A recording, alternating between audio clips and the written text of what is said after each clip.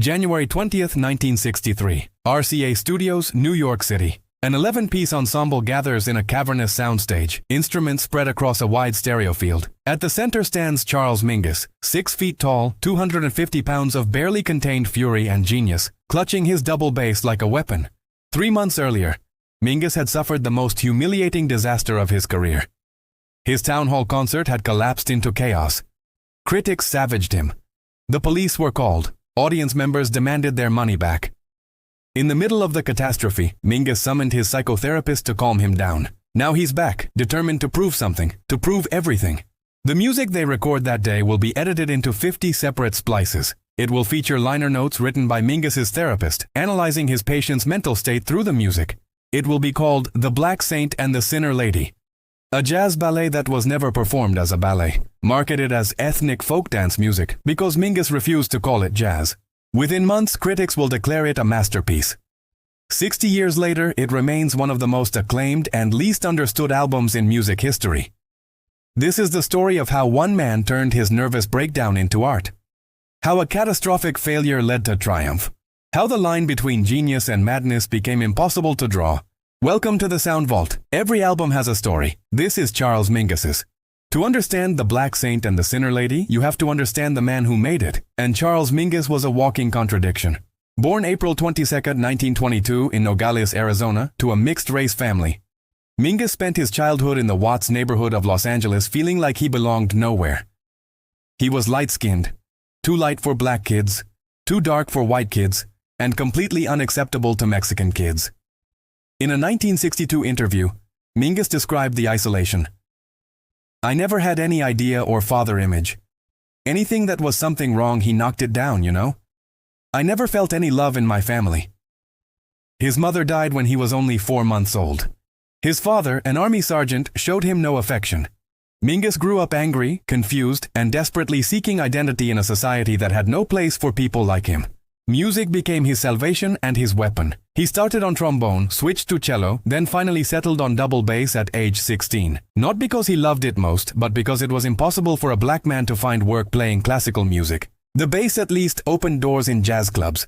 By his early 20s, Mingus was touring with Louis Armstrong and Kid Ory, absorbing the New Orleans jazz tradition. He studied classical composition. He worked briefly with Lionel Hampton. In the 1950s, he played with Duke Ellington, the man he idolized above all others.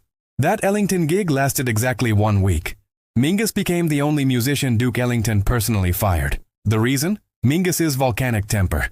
Biographer Gene Santoro would later write, "If a set went really well, if there wasn't places where he would start breaking in, yelling at people and doing things, he came off the bandstand upset. He'd rather have the set break down or have himself break it down and turn it into a performance with the unexpected." Mingus didn't just play music, he waged war with it. His reputation grew darker with each incident. At a Philadelphia concert memorializing a dead colleague, Mingus slammed a piano lid down, nearly crushing his pianist's hands. Then he punched trombonist Jimmy Knepper in the mouth, breaking his embouchure so badly that Knepper couldn't play properly for 2 years. Mingus was charged with assault and received a suspended sentence. Journalists called him the angry man of jazz. Colleagues learned to fear his explosions.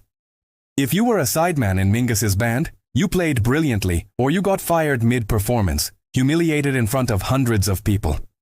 But beneath the rage was something else. Profound sensitivity. Emotional vulnerability that Mingus couldn't control and didn't know how to express except through music. In 1958, overwhelmed by depression and what he described as mental disorder, Mingus voluntarily checked himself into the psychiatric ward at Bellevue Hospital. Bellevue. The name alone carried stigma. It was New York's oldest public hospital, infamous for its treatment of the mentally ill.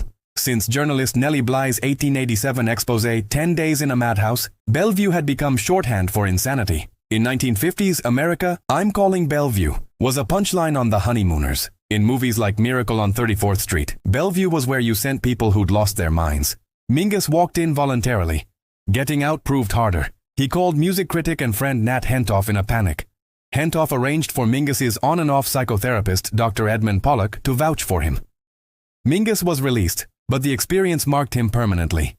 In his liner notes for The Black Saint and the Sinner Lady, Mingus would write, This music is only one little wave of styles and waves of little ideas my mind has encompassed through living in a society that calls itself sane, as long as you're not behind iron bars where there at least one can't be half as crazy as in most of the ventures our leaders take upon themselves to do and think for us, even to the day we should be blown up to preserve their idea of how life should be. Crazy? They'd never get out of the observation ward at Bellevue. I did. By 1962, Charles Mingus was at a creative peak. His 1959 album, Mingus had established him as one of jazz's most important composers. He was experimenting with larger ensembles, more complex arrangements, pushing boundaries. He dreamed of a concert at New York's prestigious town hall featuring a 30-piece orchestra, 7 trumpets, 6 trombones, 4 alto saxes, 2 tenor saxes, 2 baritone saxes, oboe, contrabass clarinet, 2 pianos, guitar, bass, drums, vibes, and additional percussion. The concert would be a live workshop.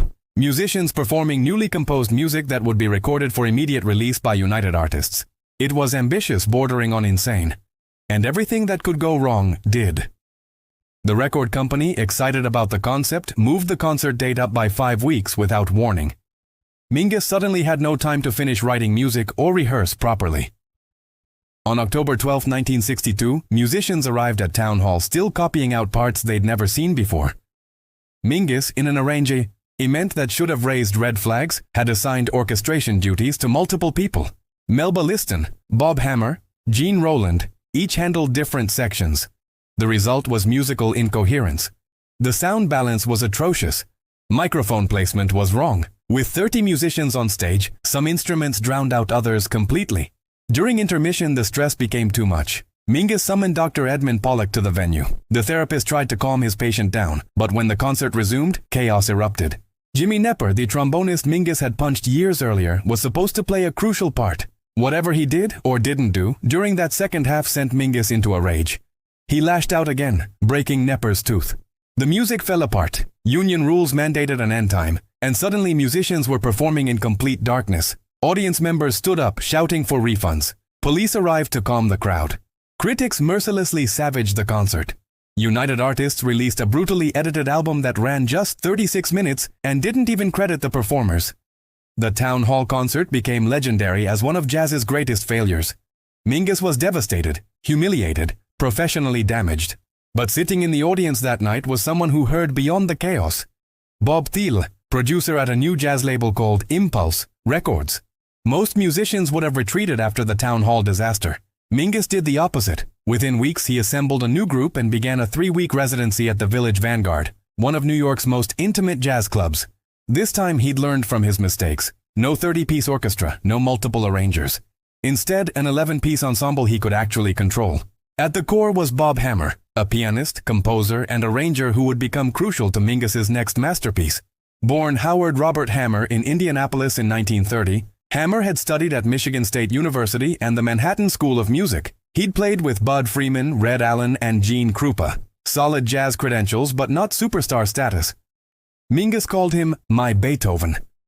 Recognizing Hammer's gift for translating chaotic creative vision into coherent orchestration, Sue Mingus, Charles's widow, would later explain. In some fashion, Charles absorbed Bob Hammer's rehearsal band for a 6-week gig he had at the Village Vanguard in 1963. Which provided a unique opportunity to work out night after night one of his greatest compositions, The Black Saint and the Sinner Lady. Night after night, the band refined a single long-form composition, a ballet without dancers, a suite about love, struggle, sin, and redemption. The music evolved organically, Mingus directing, Hammer organizing, the musicians contributing their own interpretive flourishes. The personnel was extraordinary. Jockey Bayard on piano, a musical genius capable of playing in any style from ragtime to avant-garde. Danny Richmond on drums, Mingus's most loyal collaborator who'd been with him since 1957 and understood his mercurial moods better than anyone. Charlie Mariano on alto saxophone, formerly with Stan Kenton, capable of profound emotional depth. Dick Hoffer on tenor saxophone and flute. Jerome Richardson on soprano and baritone saxophone and flute. Rolf Erickson and Richard Williams on trumpets. Quentin Jackson, one of Duke Ellington's former trombonists, on trombone. Don Butterfield on tuba and contrabass trombone, providing the deep, rich low end. And Jay Berliner on classical guitar, a session musician who would provide one of the album's most distinctive elements. Bob Thiele, the Impulse producer who'd witnessed the town hall catastrophe, came to the village vanguard and saw something entirely different. The chaos had been refined into controlled intensity. The sprawling orchestra had been compressed into a perfectly balanced 11-piece ensemble. Thiele offered Mingus a recording contract. January 20th, 1963. One session. One day to capture genius. The recording took place at RCA Studios in New York, using a spacious soundstage more commonly associated with classical recording. Engineer Bob Simpson set up a wide stereo configuration, placing musicians across the full left-right spectrum in a way that was innovative for jazz at the time. Mingus had specific ideas about microphone placement. As he explained in his liner notes, the three reeds, baritone, Jerome Richardson, tenor, Dick Hafer, and alto, Charles Mariano, were placed in what I called a V balance, with the tenor sax at the V's bottom and the baritone and alto closer to the mic. My reason was that I wanted the tenor sax further from the mic, softer of course, to give the sound of more than two obvious saxes playing, but with possibility of being perhaps 4 or 5. It was the kind of technical detail that revealed Mingus wasn't just a composer, he was an audio architect, thinking about how sound would be sculpted in three-dimensional space. The composition itself was ambitious, approximately 40 minutes of continuous music that Mingus wanted pressed as a single unbroken piece. Impulse, worried about marketing, urged him to divide it into movements. The result was 6 sections spread across 2 sides of vinyl. Side 1, Track A. Solo dancer, Stop, Look, and Listen, Sinner Jim Whitney. Track B, Duet solo dancers, Hearts Beat and Shades in Physical Embraces. Track C, Group dancers, Soul Fusion, Free Woman and Oh, This Freedom's Slave Cries. Side 2, performed as a medley. Mode D, Trio and group dancers, Stop, Look, and Sing Songs of Revolutions. Mode E, single solos and group dance, Saint and Sinner Join in Merriment on Battlefront. Mode F, group and solo dance, Of Love, Pain, and Passioned Revolt. Then Farewell, My Beloved Till It's Freedom Day. The subtitles revealed Mingus's vision. This wasn't just music, it was narrative, theater, social commentary. The session was intense. Mingus, as always, was demanding. But the musicians had been playing this material for weeks. They knew it intimately. Then came Jay Berliner's moment. About 90 seconds into the second side, the music shifts. Suddenly, the dense orchestral texture parts, and Berliner's classical guitar enters, playing evocative Spanish flamenco lines that sound like they've been transported from Andalusia to Harlem.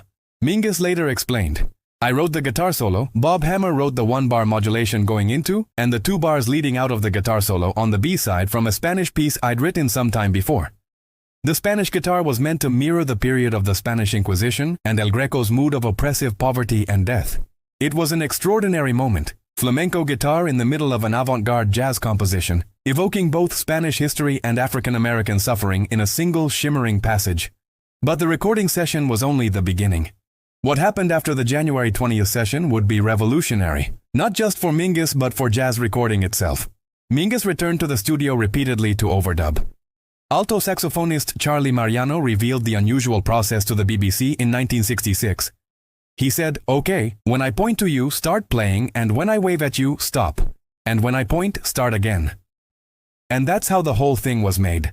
Mariano's soaring alto saxophone lines weren't improvised in real time with the band. They were layered on afterward, Mingus conducting the overdubs like a film director shooting insert shots. Then came the editing.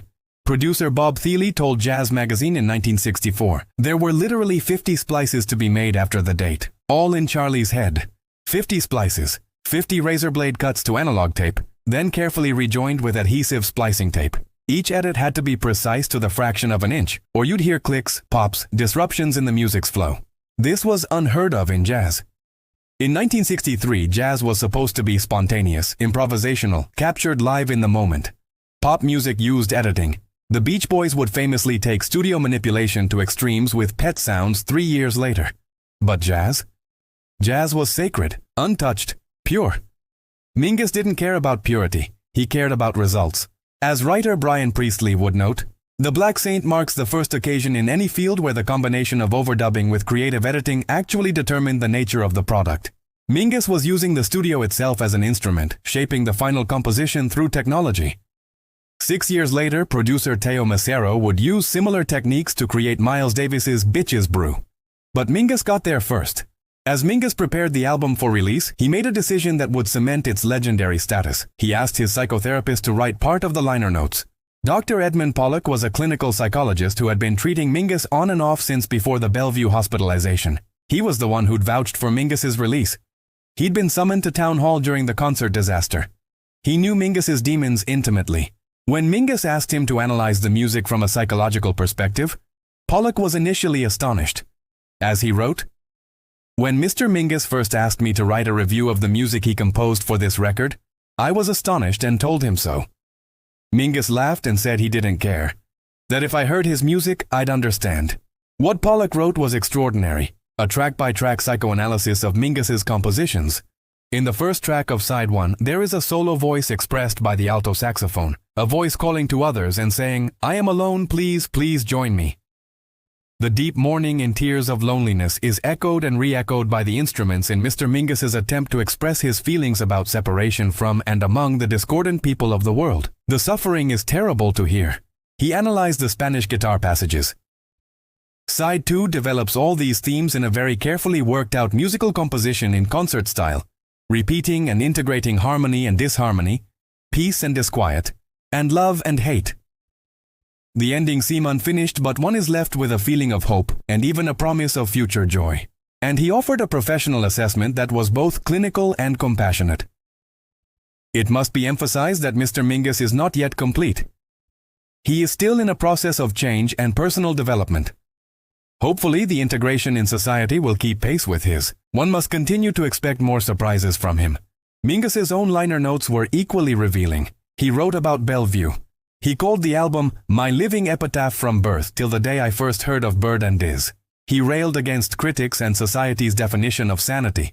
And he made a peculiar request about genre. He asked Impulse to market the record as ethnic folk dance music. Mingus had always hated the term jazz. As he once said, "To me the word means discrimination, second-class citizenship, the whole back of the bus bit." By calling it ethnic folk dance music, he was refusing categorization, refusing the limitations jazz imposed, refusing to let white critics define what he'd created. The Black Saint and the Sinner Lady was released in July 1963. Jazz critics, many of whom had savaged the town hall concert just months earlier, were unanimous in their praise. They recognized immediately that this was different, not just good, but historically significant. Steve Huey of AllMusic would eventually write, "The Black Saint and the Sinner Lady is one of the greatest achievements in orchestration by any composer in jazz history." Richard Cook and Brian Morton, authors of The Penguin Guide to Jazz, awarded it their coveted Crown Token, the publication's highest accolade, in addition to the maximum 4-star rating. Q magazine called it a mixture of haunting bluesiness, dancing vivacity, and moments of Andalusian heat. Critic Lester Bangs, in his famous essay Psychotic Reactions and Carburetor Dung, wrote about the experience of the first few listenings to a record so total, so mind-twisting, that you authentically can say you'll never be quite the same again. Black Saint and the Sinner Lady did that, and a very few others. What made it so extraordinary? First, the orchestration. Though the Black Saint features only 11 musicians, Mingus and Hammer created textures that sound like 30 or 40. The use of Don Butterfield's tuba and contrabass trombone provided a deep, rich foundation. The careful microphone placement created the illusion of more reed players than actually existed. Jay Berliner's Spanish guitar added a completely unexpected color palette. Second, the emotional range. The album moves from funeral dirge to frantic dance, from moments of devastating loneliness to collective joy, from barely controlled chaos to exquisite tenderness. It's music that refuses to stay in one emotional state for more than a few minutes. Third, the innovation. The combination of tight orchestral writing with space for improvisation. The use of studio editing and overdubbing while maintaining jazz's spontaneous spirit. The integration of blues, gospel, Spanish music, classical composition, and free jazz into a single coherent vision. And fourth, most importantly, the raw psychological honesty. This was music that exposed Mingus's fractured psyche completely. The anger, the vulnerability, the desperate search for love and connection, the rage against racial oppression, all of it laid bare. As Nat Hentoff wrote in liner notes for another Mingus album, "Mingus tries harder than anyone I know to walk naked." The Black Saint and the Sinner Lady never received a follow-up. In many ways, it couldn't. It was too complete, too singular, too much a product of a specific moment in Mingus's life. The album that followed, Mingus Mingus Mingus Mingus Mingus, was recorded using some of the same musicians and arrangements from the January 20th session. But it was a collection of reinterpreted older compositions, not a unified suite. Good, but not transcendent. Over the following years, Mingus would continue composing, leading bands, fighting with critics and sidemen, struggling with depression and rage. His music business ventures failed. His attempts to control his own career through his Charles Mingus Records label collapsed. From 1966 to 1969, he barely played at all, worn down by frustration and poverty. In the 1970s, he experienced a creative resurgence, culminating in ambitious works like Let My Children Hear Music, but his health was failing. In 1977, he was diagnosed with ALS, amyotrophic lateral sclerosis, Lou Gehrig's disease. He spent his final years in a wheelchair, unable to play bass, but still composing, still directing recording sessions with his voice alone. He died January 5, 1979, at age 56 in Mexico. After his death, his widow Sue Mingus discovered a massive symphonic work among his papers, Epitaph, a 4,235-measure composition requiring 2 hours to perform. Conductor Gunther Schuller premiered it in 1989, calling it among the most important, prophetic, creative statements in the history of jazz. But The Black Saint and the Sinner Lady remains Mingus's most celebrated work. It has been included in countless greatest albums lists across all genres. In 2015, the album was inducted into the National Recording Registry of the Library of Congress for being culturally, historically, or aesthetically significant. Its influence extended far beyond jazz. Brian Wilson studied its use of recurring motifs for the Beach Boys' unreleased Smile album. Avant-garde composers recognized it as breaking down barriers between jazz and classical music. Subsequent jazz musicians, from the Art Ensemble of Chicago to Wynton Marsalis, acknowledged its importance in showing that jazz could be as compositionally sophisticated as any European classical work while maintaining its African-American roots. The album's most controversial element, the therapist's liner notes, became part of its legend. Some critics found it pretentious, others saw it as brave vulnerability. Today, in an era more accepting of discussions about mental health, Pollock's contribution seems prescient rather than strange. What does The Black Saint and the Sinner Lady actually sound like? It opens with Danny Richmond's drums, a marching rhythm that suggests both funeral procession and military parade. Then the horns enter, low, growling like wounded animals. This is the solo dancer, a voice crying out in isolation. Charlie Mariano's alto saxophone emerges, following Pollock's description, a voice calling, "I am alone, please, please join me." The loneliness is almost unbearable. Then the tempo shifts. Suddenly we're in motion, the ensemble playing with urgent energy. The mood keeps changing, tender, aggressive, playful, anguished, sometimes within the same movement. Duet solo dancers begins with ethereal piano, Jackie Byard playing with delicate touch. The full orchestra enters gradually, building to moments of stunning intensity where muted brass creates almost vocal effects, trumpets and trombones that seem to be speaking words just beyond comprehension. Group Dancers features the album's first appearance of Jay Berliner's Spanish guitar. At 2:40, the dense orchestration suddenly clears, and Berliner plays a passage that sounds like it belongs in a Spanish courtyard rather than a New York jazz recording. The contrast is stunning. Side 2 is performed as a continuous medley, the music flowing without breaks between the three movements. It's here that Mingus's vision of a ballet becomes clearest. You can almost see dancers on stage, the choreography implied by the music's shifting rhythms and moods. The flamenco guitar returns, now more insistent. Mariano's overdubbed alto saxophone soars above the ensemble. Don Butterfield's tuba provides such a deep foundation that you feel it as much as hear it. Near the end, there's a passage of near chaos, horns playing dissonant clusters, rhythm becoming fractured, the music threatening to collapse completely. Then, miraculously, it resolves, the tension releases. A single tenor saxophone plays the closing notes, unaccompanied, fading into silence. The album ends not with triumphant conclusion but with a question mark, exactly as Pollock described. The endings seem unfinished, but one is left with a feeling of hope and even a promise of future joy. The story of The Black Saint and the Sinner Lady is ultimately about the price and power of complete artistic honesty. Mingus walked naked. He refused to hide his mental illness, his rage, his vulnerability, his contradictions. In an era when jazz musicians were expected to project cool sophistication, Mingus was messy, unpredictable, sometimes unbearable. He made enemies constantly. Jimmy Nepper sued him for assault. Countless musicians refused to work with him because of his violent temper. Critics often feared him. Club owners never knew if he'd show up on time or at all. But he also created music of devastating beauty and psychological depth that few other composers ever achieved. He proved that jazz could be as structurally sophisticated as classical music without sacrificing its essential spirit. He showed that studio technology could enhance rather than diminish spontaneity. He demonstrated that mental illness and artistic genius could coexist, messily, painfully, but undeniably. The collaboration with Bob Hammer revealed another truth. Even the most singular artistic vision requires collaborators. Mingus couldn't have realized The Black Saint and the Sinner Lady alone. He needed Hammer to translate chaos into coherent orchestration. He needed the 11 musicians who'd spent weeks learning the material. He needed engineer Bob Simpson to execute 50 precise splices. He needed producer Bob Thiele to believe in him after the town hall disaster. And perhaps he even needed Dr. Edmund Pollock, not just as therapist helping him survive, but as analyst helping listeners understand what they were hearing. 62 years after its release, The Black Saint and the Sinner Lady sounds as revolutionary as ever. Maybe more so because we now have decades of context to understand just how far ahead of its time it was. The album won no Grammy Awards. It never topped any charts. It didn't make Mingus rich or more commercially successful. By conventional metrics, it was a limited success. But by artistic metrics, it's immortal. Today, when we're more open about mental health, when we recognize that genius and instability often walk hand in hand, when we've seen countless artists struggle publicly with depression and rage, Mingus's decision to have his therapist write liner notes seems less shocking and more honest.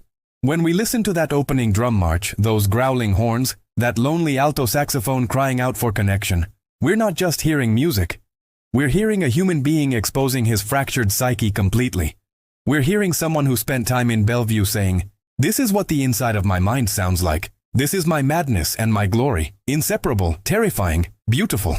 3 months after the town hall disaster that nearly destroyed his career, Charles Mingus created one of the greatest jazz albums ever recorded. He did it in one day with 50 razor blade cuts and liner notes from his therapist, and he called it ethnic folk dance music because he refused to let anyone else define what he'd created. This has been the Sound Vault. Every album has a story. Some stories, like Mingus's, can only be told through music. Music so honest it hurts to hear, so beautiful you can't look away.